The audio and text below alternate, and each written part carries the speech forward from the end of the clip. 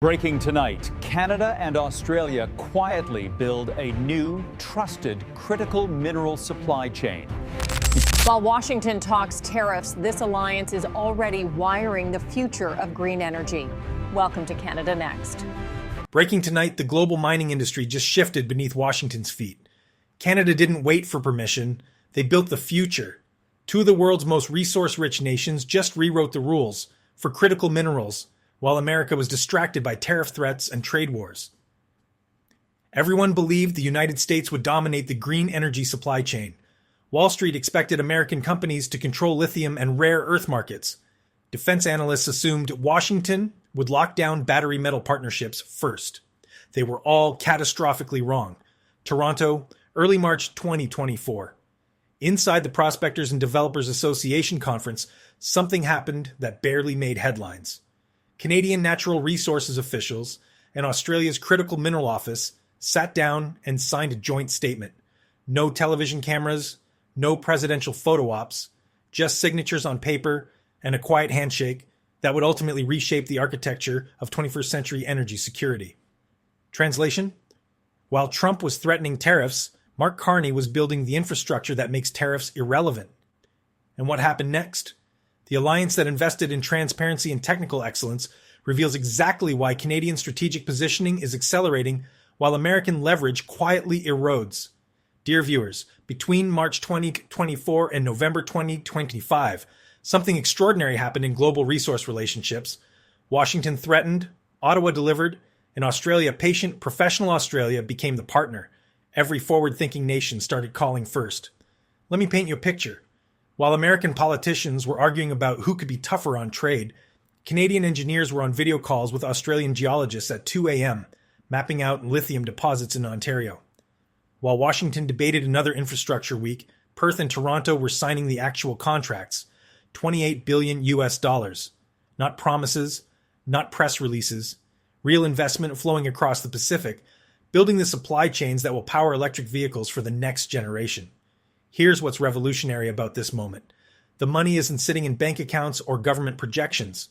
By mid-2025, Australian direct investment in Canada reached 28.5 billion Canadian dollars, placing Australia among Canada's top 3 mining stakeholders, right behind the United States and the United Kingdom. But the amount itself isn't the story. The texture of that investment is what changes everything. Walk through Toronto's financial district today, you'll see something Washington missed entirely. New smelters going up in Quebec, automated mining trucks being tested in Sudbury, research laboratories filled with engineers who left fossil fuel projects to work on green metals. Australian capital isn't just buying mineral rights in Canada, it's building completely new value chains that bypass American middlemen entirely. Think about what this actually means. For 20 years, everyone assumed critical mineral processing would flow through either American ports or Chinese refineries. Those were the only 2 options on the table.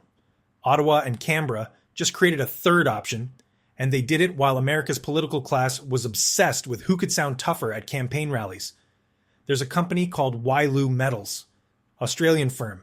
They're building Canada's first mine-to-cathode battery hub in Sudbury. When it's operational, it will process enough nickel for hundreds of thousands of electric vehicles annually. Not American electric vehicles necessarily, European electric vehicles, Asian electric vehicles, vehicles built by companies that are tired of supply chain uncertainty and political volatility. But here's where it gets even more interesting. Another Australian company, Vital Metals, rerouted rare earth processing away from Chinese facilities and into Canadian hands. Think about the geopolitical implications for a moment. For 2 decades, Beijing controlled 90% of rare earth refining. That single choke point gave China extraordinary leverage over every technology company, every defense contractor, every renewable energy manufacturer on the planet. Ottawa and Canberra just demonstrated that choke point can be bypassed. Not with sanctions, not with tariffs. With infrastructure and partnerships between countries that actually trust each other. Most analysts are still writing about American supply chain dominance like it's 2015. If you're one of the few actually watching these shifts happen in real time, you're already seeing a different world than most people. You know what Washington was doing during the same period? Threatening Canada with auto tariffs, demanding Mexico renegotiate trade terms, tweeting about making allies pay for security. And while that theater played out, The actual architecture of economic power was being rewired by policymakers who understand that 21st century strength comes from reliability, not threats. Let me give you the numbers that should terrify American strategists. Canada pulled in a record 85.5 billion Canadian dollars in foreign direct investment in 2024. Mining was at the absolute core of that surge. BHP's Jansen Potash project alone is supporting thousands of jobs. But the ripple effects tell you everything about where real economic momentum is building. Indigenous communities across Canada are securing new training programs and partnership deals with Australian mining firms. Data engineers in Ontario are writing artificial intelligence code for autonomous mining fleets. Australian equipment suppliers are booking their busiest years in a decade. This isn't government make work. This is real skills development, real job creation, real economic leverage being built from the ground up. And here's what makes this alliance fundamentally different from American trade relationships right now. There's no coercion involved, no threats, no ultimatums. Ottawa isn't demanding Australia buy Canadian wheat or face consequences. Canberra isn't threatening Canada with mineral export restrictions unless they toe the line. They're building mutual prosperity through transparent partnerships, and the rest of the world is watching very carefully. By November 2025, European tech giants are knocking on Ottawa's doors. London is negotiating co-investment frameworks. Brussels is exploring supply chain guarantees. Even Singaporean sovereign wealth funds are scouting Canadian infrastructure deals, betting that what they're calling the Commonwealth Corridor will become the most stable mineral supply network on the planet. Think about what that means for American influence.